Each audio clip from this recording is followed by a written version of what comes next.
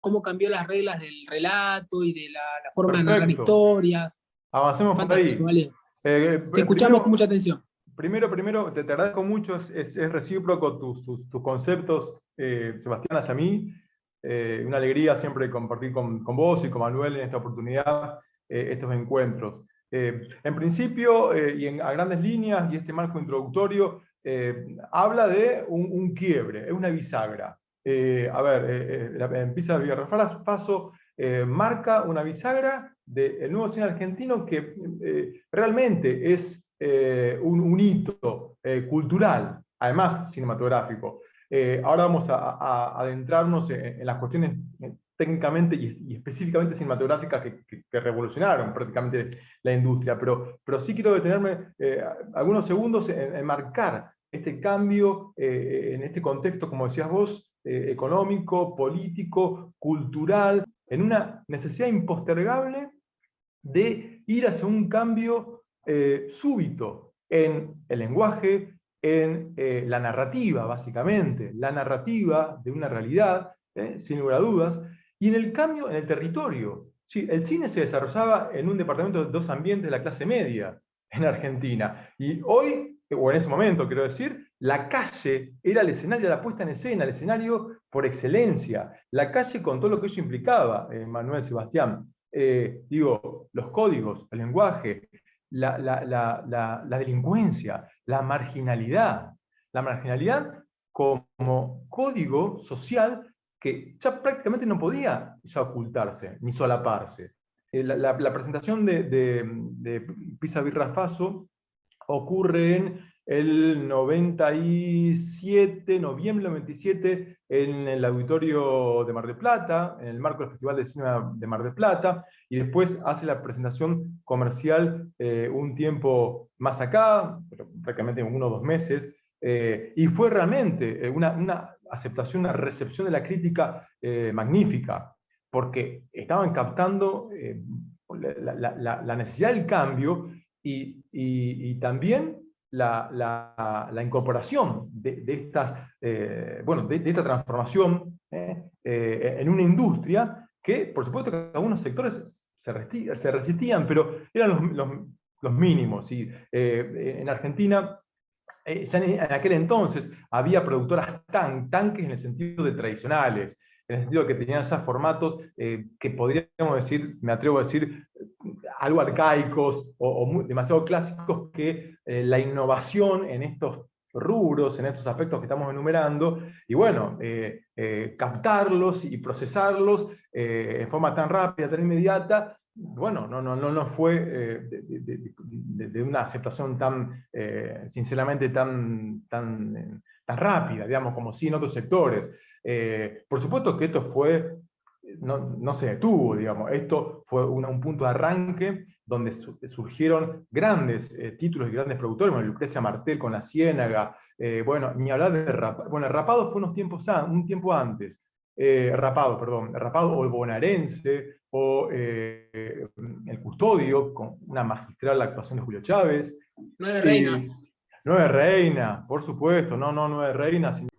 Una de las características de lo que se va a llamar nuevo cine argentino es que el protagonismo de estas películas, Bolivia, esta que estamos comentando, y otra, Mundo Grúa, Mundo no va Grúa no va a estar a cargo de actores y actrices profesionales. Es decir, vos lo que viste ahí en esta película son actores que los protagonistas eran desconocidos y de hecho algunos estaban estudiando actuación y demás, pero básicamente incluso hay personajes de la película que son personas reales, es decir, esta persona sin piernas que está pidiendo ahí monedas en la valle, El Ale, ¿te Rengo. acordás? El Rengo. No el Rengo, el que no tenía piernas, Ah, ok, no, tenés razón, que le perdón. roban las Sí. monedas, que está tocando. Sí, es terrible esa Ese de escena. verdad estuvo muchos años ahí, era una persona que la retrataron Sí. ahí,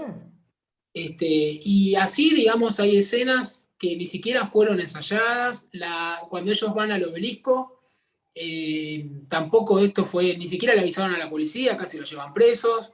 O sea, hay un realismo extremo. No sé si coincidís, Alejandro. Totalmente de acuerdo. Y lo rico de este realismo extremo es que esas actuaciones no caen en en la miserabilidad que algunos podían esperar o en la mera melancolía y demás, sino que lo hacen con una sagacidad, con una habilidad, con ironía, con acidez y a veces con sarcasmo, pero hay una actuación importante, una espontaneidad en los personajes. Exacto. Otra característica es el uso del lenguaje, Manuel. No sé si te diste cuenta. Claro. Bueno, vos conviviste con un cordobés. El protagonista es cordobés, El cordobés, lamentablemente fallecido. claro. Ese sí falleció hace unos años, muy joven. Anglada. Dio, Héctor dio- Anglada. Te habrás dado cuenta que tampoco está disimulado el lenguaje burdo o el lenguaje coloquial o los vulgarismos. Esa es una característica, ¿no, Alejandro? O sea, esta cosa de, digamos, hablamos en el lenguaje la marginalidad, siempre. Exactamente. Esto fue una política, un objetivo político importantísimo en la cinematografía, que es exaltar el regionalismo idiomático en Argentina, porque digo, había que quitar esa concentración en el lenguaje y se logró, sí, se fue logrando con muchos cortos que comenzaron a generarse, porque, a ver,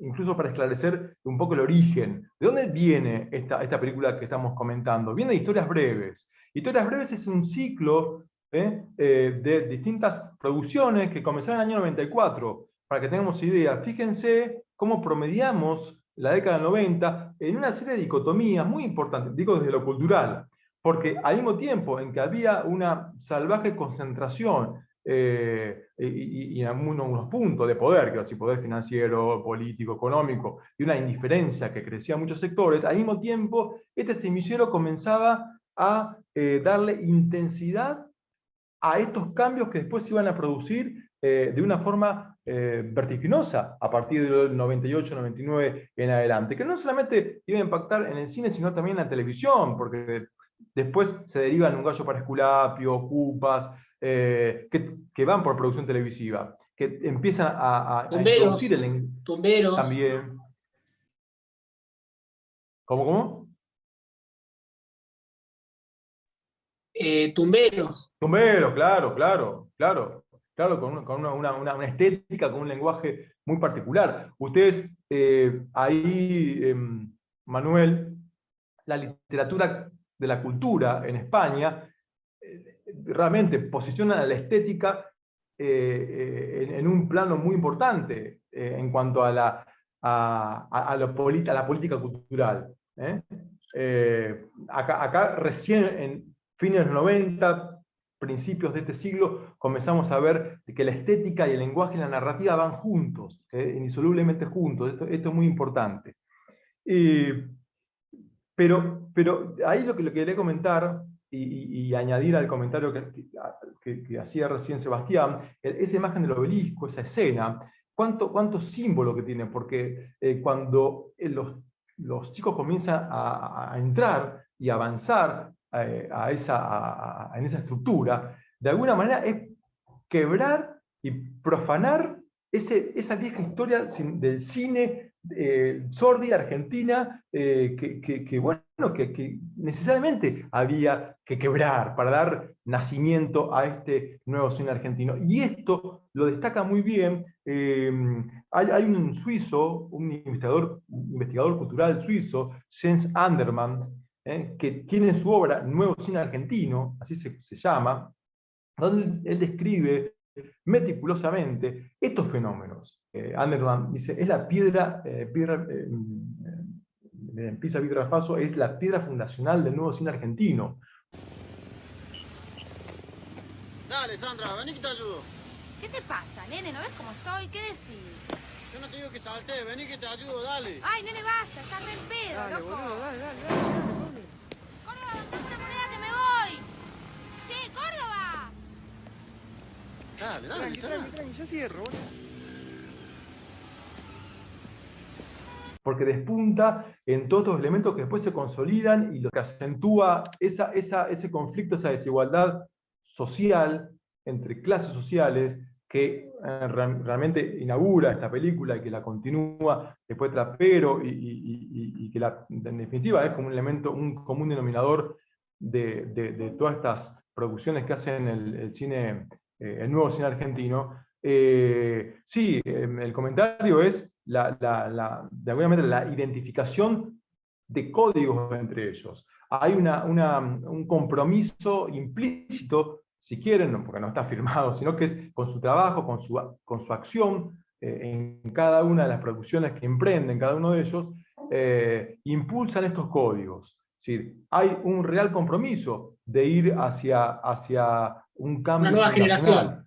Una nueva generación. Incluso El Asadito, Sebastián, Manuel, El Asadito, sí, es una película también que forma parte, es de finales del 99, y también es una muestra, quizás donde se muestra otro enfoque de la sociedad, pero no deja de pertenecer a este movimiento. O sea, tiene que ver con la cultura, con ciertos códigos de los hábitos y de las costumbres de un grupo de amigos que despiden el año, el milenio, digamos, para recibir el próximo milenio.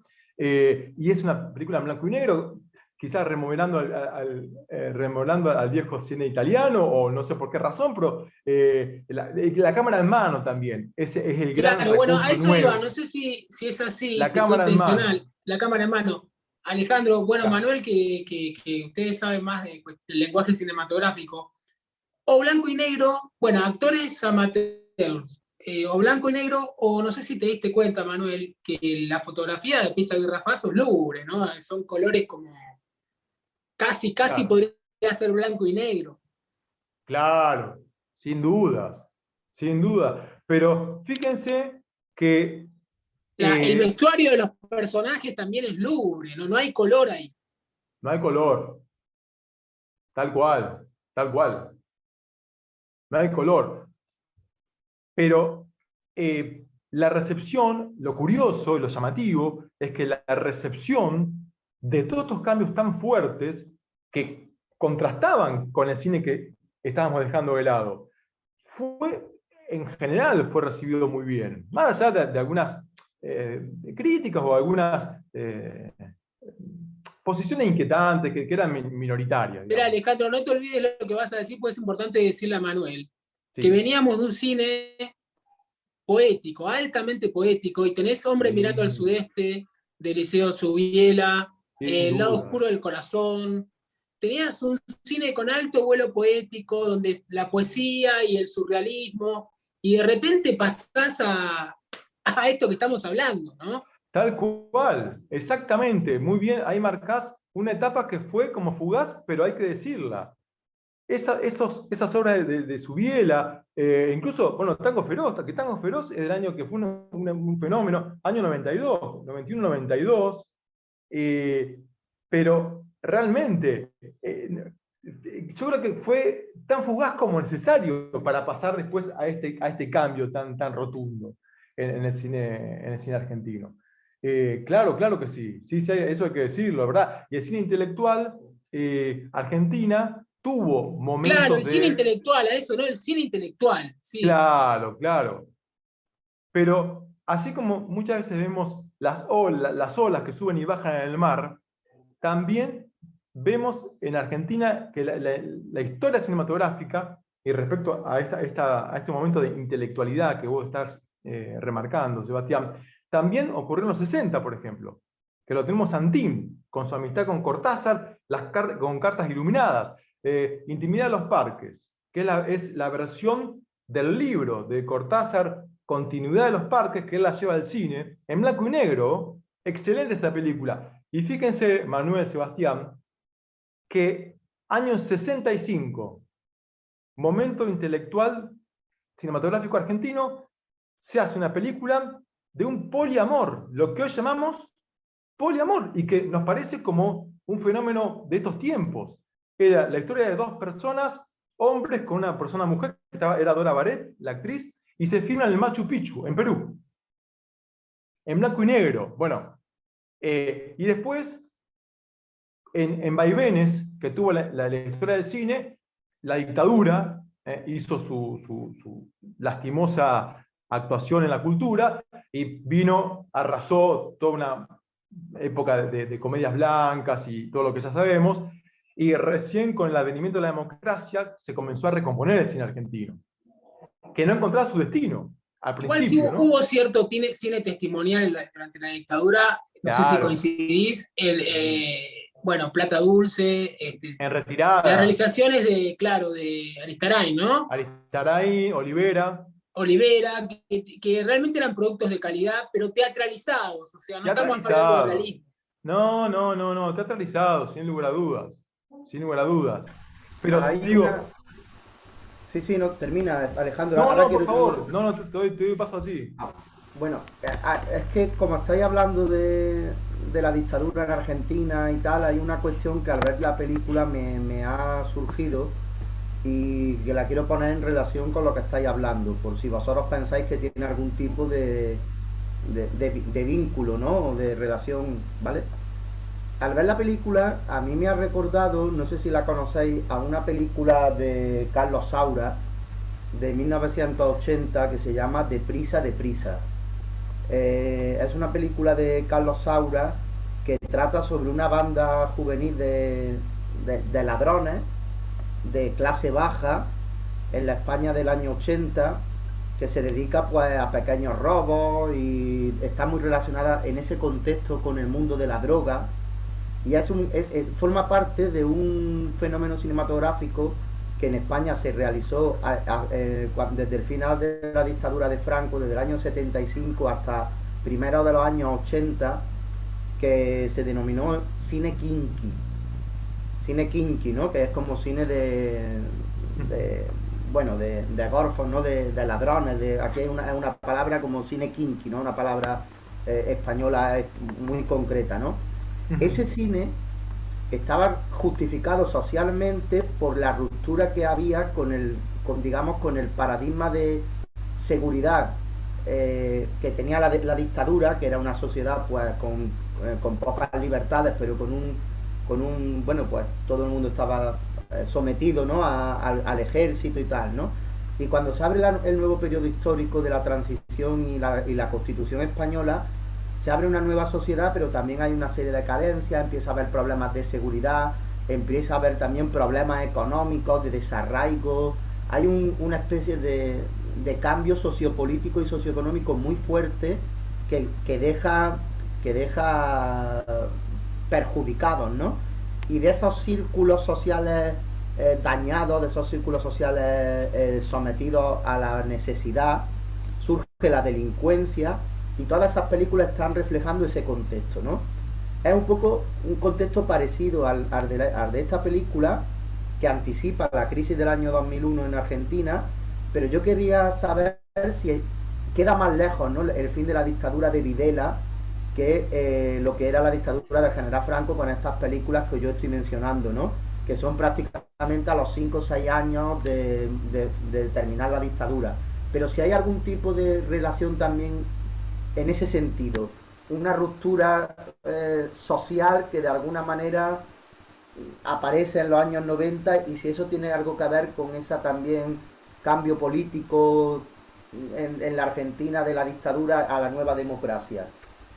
Aquí demoró mucho el advenimiento de la democracia en Argentina, demoró mucho este fenómeno que vos estás describiendo. No fue tan inmediato volcar en la plataforma a nivel cultural, digo, todos estos comportamientos de la sociedad en la cinematografía o en el teatro, ¿no? Demoró su tiempo. Si bien hubo, por supuesto, expresiones, hubo producciones, pero no fueron absolutamente transformadoras y disruptivas, diríamos hoy.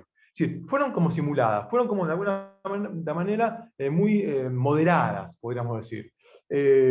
Quizás por la naturaleza propia de la sociedad argentina, que tiene una especificidad muy, muy particular. Nosotros, para que tengamos en cuenta, nosotros se interrumpe el orden constitucional en 1930 en Argentina, y hasta el año 1983 tuvimos interrupciones constitucionales permanentes, y los gobiernos democráticos, bueno, prácticamente duraban muy poco tiempo y ningún proyecto cultural no tuvo ni siquiera atisbos de desarrollo, porque quedaban prácticamente en la formalidad de sus objetivos planteados, y después se imponía otra vez la práctica autoritaria, con medidas atroces, ¿no? Con exilios, con vaciamiento cultural desde lo político y también desde lo económico. Sí, no, fue muy difícil, por eso yo creo que esa fue la razón por la cual hubo un delay, ¿no? Hubo una postergación que recién explota, y yo creo que explota y se da en los 90, principios de los 90, porque ya había un fin de la convertibilidad, un peso, un dólar, que tocaba ya su fase terminal, que fue el preludio a lo que fue el desplome financiero del 2001, y eso no detuvo más la fuerza y el ímpetu de este nuevo cine argentino.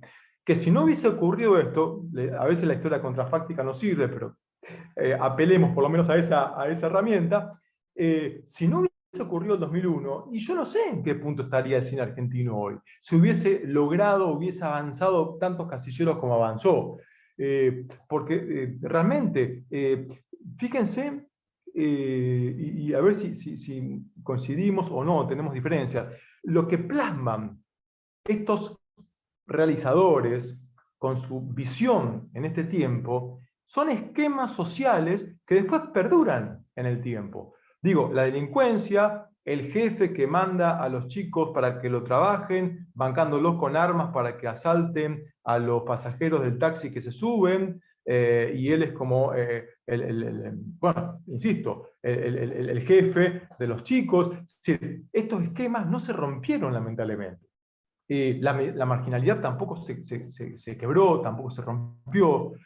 La relación con la policía, con la autoridad, esta relación... Bueno, eso es fundamental. Esto es fundamental, claro. Mira, Manuel, la escena del taxi, de ese jefe que después ellos como que no sabemos si lo matan o qué, lo dejan ahí malherido. Si nosotros vamos a la estación Retiro, donde se filmó la estación Retiro, probablemente nos encontraríamos con ese personaje está hoy. Por supuesto que si vamos a la zona del Obelisco, estos chicos están ahí, ahora, y peor todavía, ¿no? Peor.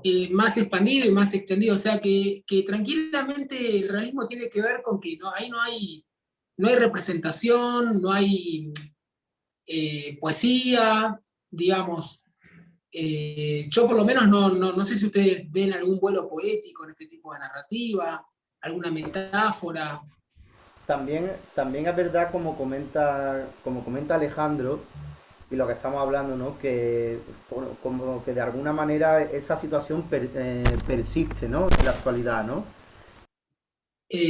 A ver, desde el punto de vista económico, esta película del 97 no tiene ninguna ruptura con la política económica de la dictadura. Vos pensás que la dictadura termina en fines del 83.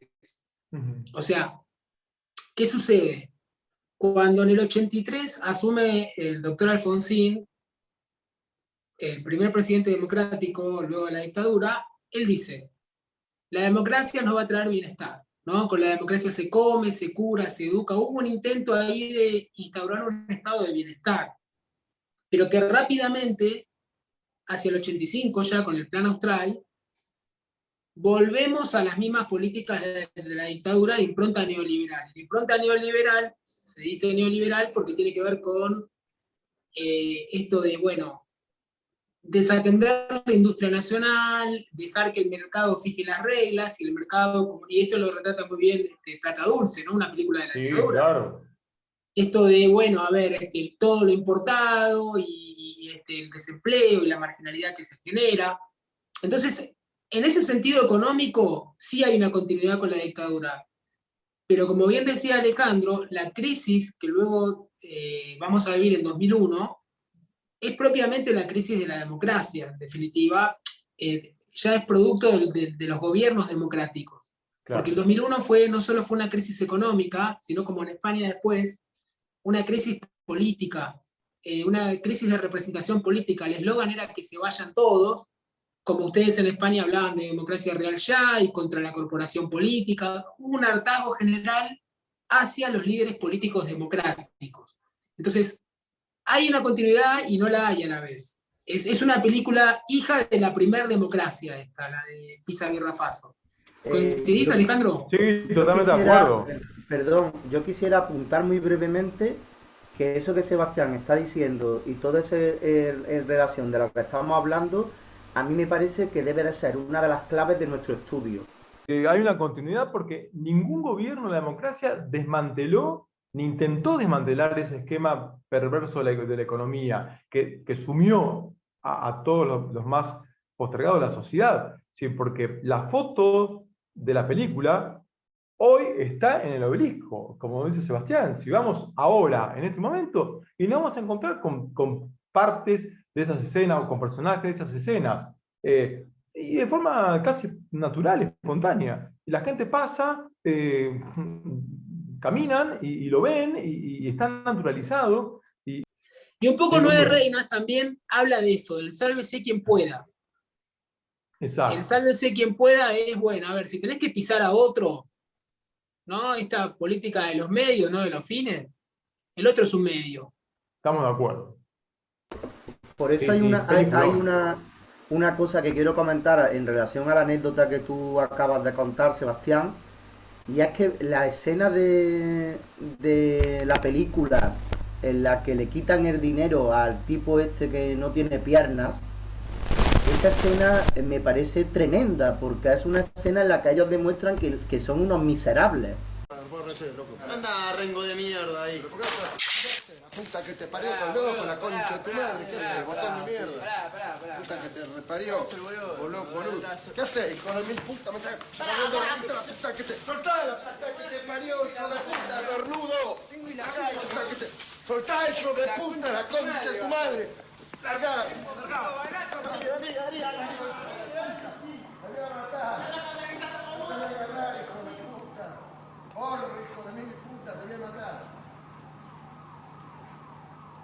Que no tienen humanidad ni dignidad para nada. El tipo es... Y me parece tremenda, ¿no? Lo acabo de poner en relación con... ¿no? Es un poco la vejación absoluta, ¿no? Y hay una cuestión también, viendo la película, que no sé si es correcta por mi parte o no, pero como Mira, no quiero dejar pasar eso.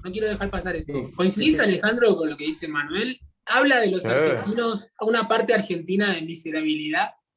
Esa es otra continuidad de esa miserabilidad. A ver, quiero meterme ahí. No. Es cuando se aprovechan de un del desocupado, cuando se aprovechan de otro que está al mismo nivel de pobreza, o humillado, digamos, por la sociedad misma. Y con una incapacidad física que ellos no tienen. Claro, una incapacidad que ellos no tienen. Claro. Entonces, es gravísimo, porque, a ver, se denuncia públicamente, pero no fue suficiente, porque si nos fijamos, no se logró desmontar esa realidad, porque lo estamos viendo permanentemente, o en un medio, en un noticiero, o lo escuchamos en la radio, donde hay robos y donde hay muertes a personas que están en menores condiciones de vida o equiparados. Digo, esto tampoco se quebró, y esto es una realidad totalmente decadente, porque como sociedad no logramos revertirlo. Por eso el valor que tiene esta película es impresionante, es muy fuerte, porque fue la primera expresión que nos muestra con una crudeza increíble y sin caer en ninguna situación baja, digo, porque se puso toda la carne en el asador, o sea, con el lenguaje claro, con las conductas tal cual se manifiestan a nivel social, con las técnicas apropiadas, con la foto adecuada para así mostrarlo y analizarlo y compartir en opiniones como estamos haciendo ahora, donde era la invitación al debate público. Muchachos, tienen esto, que es la foto, ¿qué hacemos? Año 97, 98. A rescatar, porque me parece interesante un apunte que se me pasó por alto, lo de la escena esta que hemos hablado del tipo incapacitado que le roban el dinero y tal, que a mí me recordó, no sé si vosotros habéis pensado en ello al verlo, pero a mí me recordó a la película Los Olvidados, de Luis Buñuel. Que hay también una escena parecida de un tipo que va sin piernas, que va en un carrito. Absolutamente. Y además la película de Buñuel es una película que es un precedente de este tipo de cine, ¿no? El título, además de la película de Buñuel, es mexicana, ¿no? Los Olvidados es mexicana, pertenece a la etapa en México de Buñuel. Pero está un poco en la misma línea, ¿no? Y yo no sé si será un homenaje a esa... No lo sé.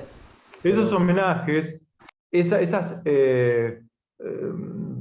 ver, esas discapacidades o debilidades o capacidades especiales están muy presentes en las producciones de este nuevo cine argentino. Felicidades, ¿te acordás, Sebastián? Es en Felicidades, donde hay una escena muy buena con esa persona que está en silla de ruedas, y que hay un diálogo muy rico con Pablo Cedrón, creo que lo ayuda en todo momento, y se quiere desligar de él. Sí, hay ahí una muy buena escena jugada entre comillas, el estorbo que le puede significar esa persona que estuvo ayudando hasta ese momento y que ya se cansó de ayudarlo y se arrepiente. Entonces hay un juego ahí permanentemente con estos moldes socialmente tan cuestionados siempre, ¿no? Las abruptas políticas culturales, sobre todo de cine, no nos permitían, o por lo menos nos dificultaban, ver con claridad la pertenencia a un proyecto latinoamericano, que o sea, me quedo corto, digo, no es que no nos permitía ver con facilidad, sino que por lo menos desde Argentina no existía. Sí. Yo aporto algo. Sí. Yo analicé con profundidad hace un tiempo el cine de Torre Nilsson. Por estos concursos, viste, Alejandro, bueno, Manuel, vos participaste alguna vez de Ficción y Derecho, que realiza el profesor Rabinovich. Bueno, en una ocasión presenté un trabajito sobre Torre Nilsson. Y, a ver, la diferencia que yo encuentro puntualmente con ese cine y el que después va a seguir Fabio, no están contextualizados. Es decir, Torre Nilsson está filmando fines de los 50, 60, esta serie de películas que yo analicé, por lo menos, con temática política, social, económica, pero están ambientadas en la década del 30. Exacto. En realidad, quizás por lo que dice Ale, el contexto de dictaduras y represión y, digamos, no le permitía hacer un cine testimonial. Me parece que ahí tenés una diferencia. Todas estas películas que estamos nombrando de la década de fines de los 90 y principios de los 2000 están acá, están ubicadas en tiempo y espacio actual. No sé si coincidís, Alejandro, pero me parece una diferencia fundamental. Sí, coincido totalmente. Que sí, porque ahí están hablando del aquí y ahora. Claro, claro. Ese es el hallazgo, eso es lo valioso. Porque, por eso digo, hay muchas interferencias en la historia, si la pretendemos hacer lineal en el cine, respecto a una pertenencia a un gran proyecto latinoamericano. En Argentina, por lo que estamos diciendo, continuos cambios de gobierno, cívico-militares, quita de subsidios, quita de apoyo, censura, ¿no? Sí, y aparte, digo, más allá de los vaivenes institucionales que tuvimos, siempre la cultura estuvo en un segundo plano en Argentina, Manuel. A ver, las dictaduras hicieron mucho mal, pero las democracias tampoco las beneficiaron en gran medida. Al contrario, muchas veces, y esto no es privativo de un partido o de un gobierno determinado, sino que muchas veces gobiernos han pulverizado productoras señeras en Argentina, lamentablemente, y les ha costado recuperarse o han vendido de pronto sus producciones a la televisión por 2 pesos, de grandes productores que han pasado al olvido. Realmente el cine ha subsistido, por eso se celebra cada tanto, cuando ocurren estos monumentales hallazgos, como lo que estamos comentando hoy, que nos convoca, se celebra por su perpetuidad, por su continuidad, en los ámbitos en los que fuese. Después uno tiene la esperanza de que va a reencauzar la avenida principal, pero el tema es que subsista, que permanezca en el entorno cultural de los centros y la periferia de la Argentina. eran como si fuesen dos países distintos. Esto, la verdad que es una proeza, ¿no, Sebastián? Lograr integrar el análisis y la interpretación de las realidades. Tal cual, y tiene que ver, Manuel, con la idiosincrasia del porteño, del habitante de aquí de la Ciudad Autónoma de Buenos Aires, perspectiva histórica hacia Latinoamérica, ¿no? O hacia los sectores, hacia los sectores marginales y pobres, y vos lo decís, costó mucho. De hecho, la otra película que comentábamos, Bolivia, que habla sobre, bueno, un boliviano que está trabajando en un negocio de comidas y que está subsistiendo, Que en blanco y negro. sufre la discriminación de ahí los taxistas que van a comer, bueno, tal cual. Otro rasgo del cine argentino, me parece, otro punto de ruptura es ¿no? Es decir, bueno, bienvenidos a Latinoamérica, bienvenidos a la marginalidad y a la exclusión latinoamericana. Y acá, como decís, el símbolo del obelisco, como el símbolo del poder, digamos, de la Ciudad Autónoma de Buenos Aires, ¿no? El poder de la elite porteña, y estos personajes que entran y copan, que toman un poco como Casa Tomada de Cortázar, ¿no? Sí, tal cual. Me parece que ahí tenés otro punto interesante, Manuel. Es como un bienvenidos a Latinoamérica. Sí. Hay una pregunta. Tal vez se me ha pasado a mí por alto al ver la película, ¿de acuerdo? Lo pregunto porque no lo recuerdo. ¿En la película se dice expresamente en algún momento que la historia ocurre en Buenos Aires? Es que yo no recuerdo que en ningún momento se verbalice que está ocurriendo la historia en Buenos Aires. Puede ser una pregunta interesante. Sí, pero... Es que yo que no soy argentino, he visto la película y cuando he empezado a verla, no sabía en qué ciudad de Argentina se desarrollaba. Nombran una pizzería que todavía existe. Sí, la UIS. La UI, que está enfrente. Esa pizzería donde se filmó la película, si vamos ahora, viernes a la noche, están los personajes ahí, está la pizzería y están los personajes. Existe todavía, o sea, nombran lugares de la ciudad, sí, absolutamente, el obelisco mismo.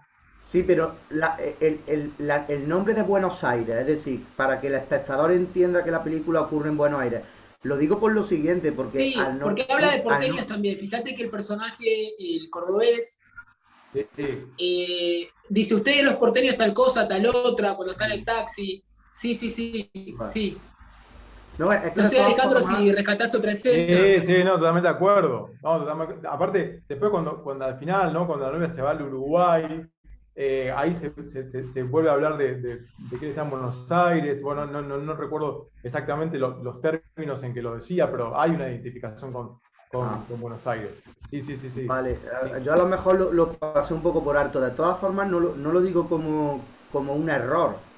Lo digo al contrario, que a lo mejor la película es mucho más amplia de la realidad argentina y no está solamente fijándose en Buenos Aires.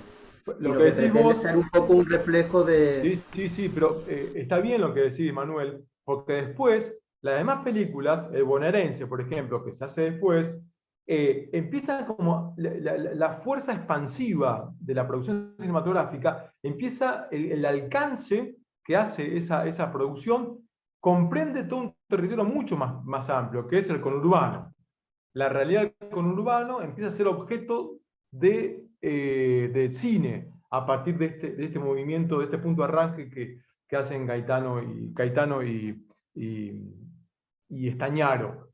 Yo lo que me refiero es que cuando tú ves la película, posiblemente para una persona, y sobre todo para los que sois argentinos y conocéis Buenos Aires, la película tiene sitios que se identifican claramente con la ciudad de Buenos Aires. Pero es algo que en mi opinión no se pone en primer término en la historia. Yo pienso que la película ocurre en Buenos Aires como podría ocurrir en cualquier otra población en Argentina. Y yo creo que eso es algo intencionado, ¿no? Que lo que quieren dar es una visión más general de la sociedad argentina y no tan particular de Buenos Aires, creo. Puede ser, pero fíjate vos que está hablando también de la migración interna, por eso, de gente pobre de las provincias de Argentina que vienen a Buenos Aires a buscar un futuro, ponele, y se encuentran con esta marginalidad, que es el caso del cordobés, del Claro, protagonista. exactamente. Me parece que ahí también podés hablar un poco también de la discriminación que sufren aquí en la gran capital, ¿no? En la gran capital. Sí. Y está implícito también, ¿no? Está implícito quizás, Manuel, está implícito eso. Está lo implícito, ¿no? Lo implícito. Esta confrontación capital-provincia, Uruguay-capital, es decir, que por supuesto no se removió. Esa realidad no desapareció, no se removió, sigue vigente todavía, ¿no? Como núcleo de concentración urbana la capital. Por eso tiene tanta... cotiza en bolsa, digamos, ¿no? La película, porque realmente sí, tiene un valor y una vigencia que es inigualable. Es inigualable. Los Bueno, derechos sociales son inconfundibles. Sí. Precisamente lo del concepto de inmigración interior que comenta Sebastián, hay una cosa también que creo que se puede poner en relación con eso, que es la escena final de la película, que a mí me ha llamado la atención, porque cuando ella bueno, cuando la pareja se va a ir en el barco, que él muere, y se va solamente la chica, es también como, está claro que ellos quieren huir porque ha cometido el robo, ¿no? Pero parece que es también como un huir de Argentina, no sé si me explico, huir de esa sociedad, ¿no? Y Sí. quieren ir a Uruguay, ¿no? Creo que era a Uruguay donde va el barco, ¿no? Entonces me llamó la atención, ¿no? Me llamó la atención como esa especie de paradoja y como esa metáfora de huir de esa sociedad, que hay una huida interior desde dentro de la propia sociedad, desde el cordobés, que va de lo que está comentando Sebastián, desde la provincia a la capital, y de huir de la capital hacia otro país que ofrezca mejores oportunidades. Yo no sé si Uruguay, pregunto, es un país que económicamente es más próspero que Argentina, o en la película es simplemente por irse a otro sitio. No tiene relación que Uruguay. Es que no sé si en el momento en el que la película. Me parece que la familia de la chica era de Uruguay, el papá Sí. de la chica era de Uruguay en la historia. Sí, el papá estaba en el Uruguay. Pero no tiene una lectura socioeconómica a eso, como a lo que yo me estoy refiriendo, no tiene, a lo mejor no tiene, lo mismo no la tiene, no pregunto. No, yo pienso que podría tener una doble lectura. Pienso que gran parte de razón tenés, porque tradicionalmente el Uruguay se vio como una válvula de escape del argentino, que quizás está en esas condiciones y entiende, cree que va en búsqueda de mejor calidad de vida y que la va a encontrar. Que no digo que sea así, pero que hay como un imaginario colectivo de que va a desembarcar en Uruguay y se va a incorporar a esas nuevas condiciones de vida. Y también creo que el lenguaje simbólico más fuerte de esa escena es huir de la marginalidad. Y fíjense que la marginalidad lo gana. O sea, que no se va porque finalmente todo el tiempo y fatídicamente la marginalidad se lo traga y queda en el... Eso digamos, es genial, eso que acabas de decir, hay que anotarlo, Manuel. Eso es la genial, mitad. eso es genial, es fantástico, es un excelente resumen. Genial, dale con eso. No, pero la marginalidad y el hacinamiento que conlleva esa marginalidad, porque la marginalidad es una forma social de atrapa personas, digamos. Exacto, no hay movilidad social, no hay movilidad social. Esa es otra. Vos fíjate, veníamos otro punto de ruptura con los 90. Argentina tenía la convertibilidad, un peso, un dólar. O sea, aquí lo que creíamos es que habíamos ingresado al primer mundo. Claro. ¿No? En la década del 90 fue la década de la fiesta, del champagne, de la pizza. Claro. Y de repente te das cuenta que no hay movilidad social, que es mentira, que quedás atrapado en la marginalidad. Dale. Pero hagamos un ejercicio. Este grupo de adolescentes que vivían juntos, 4 o 5 adolescentes, que tenían ¿qué edades en ese entonces? Una edad promedio. Hace más de 20 años, mucho más de 20 años. Bueno, hoy deben o son hombres y mujeres adultos que deberían estar incorporados a la vida activa laboral. De nuestra edad, son de nuestra edad. Eran de nuestra edad. Pero gente que está llegando a los 40 y pico, casi 50, ponele. exactamente, que esto hay que decirlo, esto hay que meterlo en la mesa también, y que tiene que ver con esa foto tan realista y tan lastimosa. O sea, lastimosa, digo, en contraposición con las acciones que las autoridades políticas debieron realizar respecto de ese compromiso que no se asumió. A nivel político general me estoy hablando, ¿no? Y el obelisco, digo, este símbolo de cuando saltan el vallado y no cumplen con la autoridad y profanan y violan y se suben a la cúspide del poder, paradójicamente un lugar totalmente sórdido, porque es ese interior desde adentro, ¿no? Había hace un tiempo, ¿no?, una serie Desde Adentro. Desde adentro el obelisco es desde adentro de la sociedad. Ese es el símbolo. Es el símbolo de que la pobreza va avanzando, no pide permiso, y claro, lamentablemente es lo que estamos viviendo hoy, Manuel, en ese momento que habrá habido un 11-12% de pobres, hoy estamos más del 50%. sí. Lamentablemente es una realidad que la película anticipó muy bien. Ahora, ¿vos qué puntos de conexión le ves con el cine español, Manuel? ¿Tenés algún punto de conexión? Bueno, sí, yo la conexión más inmediata que he visto es lo que estabas comentando, lo que comentaba antes del cine kinky. Ese cine de Pero me los refiero a años... la época ya democrática, ¿no? El más reciente. Bueno, el cine kinky es la época de transición democrática. Eso yo creo que es uno de los puntos más relevantes, ¿no? Después hay otro cine posterior que ya conecta con esa película, que sale de la época de la transición democrática, de películas que también hablan de, en los años 90 y principios de los años 2000, de unas nuevas generaciones que ya no vienen de esa etapa histórica del paso de la dictadura a la democracia, y que también hablan del desencanto social, de la crisis económica también, porque aquí en España tuvimos una crisis económica después de las Olimpiadas de Barcelona y la Expo 92, del año 93, 94, 95, coincidiendo con el estreno de esta película, hubo una crisis económica en España también, de la que estábamos saliendo cuando se estrenó esa película. Y hay una película del año 1998, que es coetánea de esta película, que también me la ha recordado, que se llama Barrio. Es una película dirigida por Fernando León de Aranoa, el director de cine español, que una de sus últimas películas ha ganado el premio Goya, El Buen Patrón, una película con Javier Bardem, que ha ganado el premio de la Academia este último año. Y después hay otra película española de Alberto Rodríguez, el director de La Isla Mínima, del año 2005, que se llama Siete Vírgenes. Y esas películas son películas que hablan de jóvenes desubicados socialmente, que viven en entornos marginales, que a través de la delincuencia se relacionan con sus semejantes y que intentan tener una salida a esa especie de crisis existencial y crisis económica y social que viven, pues dejándose llevar dentro del mundo de la delincuencia. Y están también en esa línea, ¿no? En la línea de esta película. Y me parece que por ahí también hay una conexión con el cine español, ¿no? Entonces, y además coinciden en unos años. Por ejemplo, Barrio de Fernando León de Aranoa coincide con esta película. Y esos son los elementos que yo he visto más interesantes con el cine español.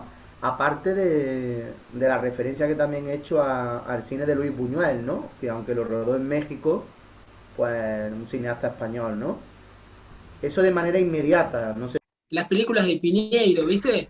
Un joven yuppie, en el caso de ¿cómo se llamaba? Con Alterio, Esbaraglia Alterio.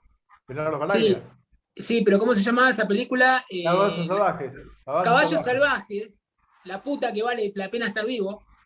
Bueno, y el protagonista es un joven exitoso que está trabajando en una entidad bancaria, y a los 5 años vos lo que ves son estos pibes. Sí. ¿No? Sí. Por eso, ese contraste que vos marcás tan lúcidamente, Sebastián, nos hace, volvemos a lo mismo, rescatar el encanto y la autenticidad del lenguaje, porque es la primera vez, a partir de esta película, que se pone en boca de los protagonistas, que son los chicos, los pibes, el lenguaje real, propio de la calle.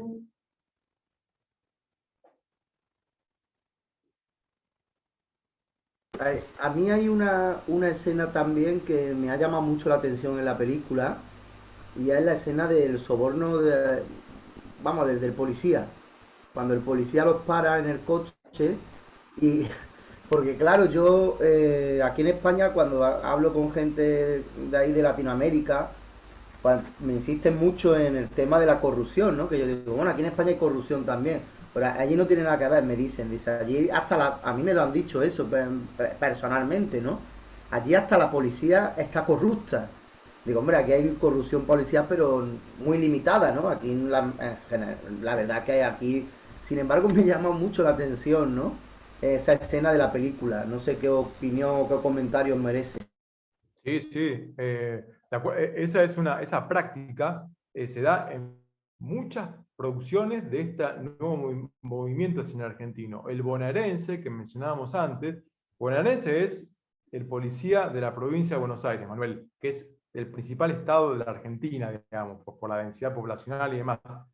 Pero, por lo general, las policías provinciales, Buenos Aires, Santa Fe y muchas otras también, si vos empezás a ahondar, encontrás prácticas muy arraigadas de corrupción, digo, de coimear, de corromper a la persona, al ciudadano. O sea, como una práctica habitual, desde pequeñas cosas, de pequeños actos, hasta, bueno, actuaciones que son grandiosas, ¿no? Que son estafas millonarias, y que todavía siguen subsistiendo, y que muchas son juzgadas, otras no, porque, insisto, son prácticas que están arraigadas y forman parte de lo institucional, lamentablemente. Y eso muestra con mucha crudeza el bonaerense y otras, bueno, Visa Virrey Faso también lo hace, pero digo, en gran cantidad de producciones se ve esta conducta. Es entre comillas, ¿no? Es un folclore nacional, y que todavía subsiste, insisto. Bueno, se traduce justamente, y tenemos 5 minutos más antes que se corte el Zoom. Justamente esto, Manuel, tiene que ver con el rol del Estado. ¿Dónde está el Estado en esta película? Claro. El estado de bienestar no está, claramente, no hay nadie ahí que les dé una mano, ¿no? ¿Qué sé yo? ¿Qué podría ser? ¿Un comedor comunitario? No sé, algún lugar de asistencia, no sé, una vivienda. El Estado no está en ese sentido. Aparece el policía, y como decís vos, Manuel, el policía que no cumple su rol y que también está tan empobrecido como ellos, porque fíjate, como bien decía Ale, no es una cosa así de corrupción a grandes escalas, sino que estamos hablando de unos pocos pesos, un policía tan pobre como ellos en un punto, de la misma clase social, y que estos son desclasados, ¿no? Pero que tranquilamente podría haber sido un desclasado más, y que por unos pocos pesos se corrompe, ¿no? Digamos, hasta el policía está mostrado en ese nivel. Y también está bueno esto, que fíjense que como en todas las películas hollywoodenses, ustedes tienen la banda de los ladrones y del otro lado la historia de los policías, o el policía que está persiguiendo a los ladrones. Acá no hay, la contracara no está acá. Estos tipos están desarrollando su historia de delincuencia, ¿no? Sus planes delictivos, y de la otra parte no hay protagonistas antagónicos, que los estén persiguiendo, que estén... No sé si lo vieron, eso quiere decir que no hay un contrapeso. Ni siquiera tampoco hay una sociedad que les sirva de contrapeso o de... ¿Saben qué? La película esta no es policial, pero tiene que ver con el desamparo reciente. Yo, Daniel Blake, que es de Inglaterra.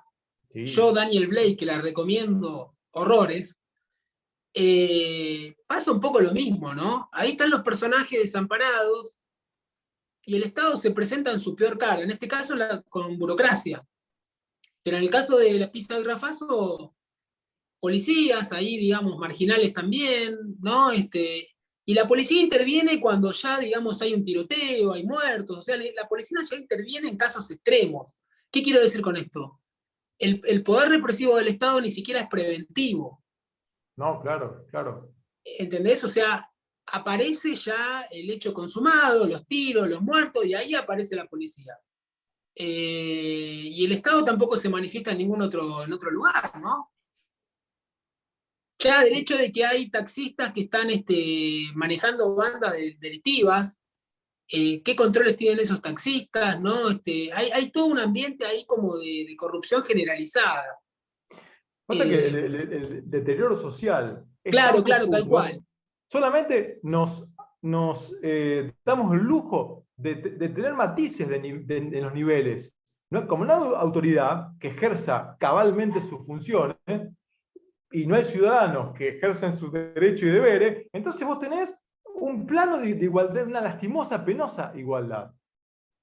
Por eso Es no hay más, el buen ciudadano está representado en la señora a la que roban en el taxi, la que llega del aeropuerto, Exacto. que habla con un lenguaje muy correcto y muy educada, como incluso representada en una persona de edad, una persona mayor. Sí, sí, sí, hasta eso. Lo nuevo es la marginalidad y toda esta, ¿no? Lo que La diríamos agresión. elegante, ¿no? Aquí Manuel es un cantante así popular que ni siquiera sabe hablar, o sea, que es casi analfabeto y que, digamos, muchos dicen, bueno, es el exponente de una sociedad decadente en un punto, ¿no? Claro. Porque representa justamente a su público y el público es como él, digamos, gente marginal y gente que no pasó por la escuela, lamentablemente, y con familia ya que en contexto de desempleo. Por eso decíamos, los hijos de estos pibes serían como elegantes, Claro. ¿no? Sí, claro, claro. Gente de nuestra edad que tiene esos hijos. Exactamente, exacto. Sí, sí, sí, sí. Sí, El sí, hijo... sí, sí. Es que esa es la realidad. Si haces esa analogía, sí. ¿Cómo sería el hijo que va a nacer en Uruguay, ¿no? El hijo que ella lleva, ¿no? Claro. No, bueno, estaría en otra situación, estaría infinitamente mejor, porque lamentablemente Argentina también, respecto de los países vecinos, que quedamos muy atrás, incluso de Bolivia, ¿viste, Alejandro? Que Bolivia Sí. históricamente discriminado y demás, y hoy Sí, tienen un qué tipo terrible de cambio que lo eso. favorecen, ¿no? Qué terrible, qué terrible. Que por cierto, también parece interesante que la chica es la única que se interesa por caer salga de la delincuencia. Le dice que quiere que se busque un trabajo y tal, y parece que es el único personaje un poco ahí que intenta, pero a él no termina de dar ese paso. Sí. Sí, volvemos al fenómeno que decíamos antes. No da ese paso a regañadientes, trata de convencerla, le da una respuesta positiva a su novia, pero después el sistema se lo traga, lo que decíamos antes. Y en función de lo que decía Sebastián, creo que ella, la familia de ella tenía un pasar económico un poco más aceptable. Ahora, yo tengo una pregunta para los dos, que son expertos. El arte no deja de ser arte cuando está tan cerca de la realidad, o sea, porque de nuevo, no tiene que tener un cierto condimento de vuelo poético, metafórico, algo que eleve, digamos, al espectador. ¿No les parece? No sé, a ver qué piensan sobre el rol del arte, porque esto es arte, ficción, no deja de ser ficción. Esta es una discusión, bueno, ahí te metes en, ahí te metes en una discusión eterna porque tiene que ver incluso con la neutralidad del arte. Con la neutralidad del arte cuando lo fomenta el Estado. Que eso lo discute muy bien. Bueno, tengo el libro acá a mano, pero tengo un libro sobre Estado y Cultura que compré en esta gran librería, Manuel, de la Gran Vía, ¿cómo es el nombre? Tradicional librería ahí en Madrid. 8,5. ¿Multimedio puede ser? 8,5. 8,5, ¿no? No sé si le cambiaron el nombre, pero era una librería muy conocida de cine bueno, ahí había adquirido un un libro sobre Estado y cultura, donde el centro de la discusión, un poco es lo que está planteando Sebastián. Sí, yo creo que Sebastián, creo que sí, que en gran parte coincido con vos. Cuando contrapones el arte a la realidad, y creo que pierde gran parte de esa cualidad que todo el mundo quiere encontrar o que debería tener,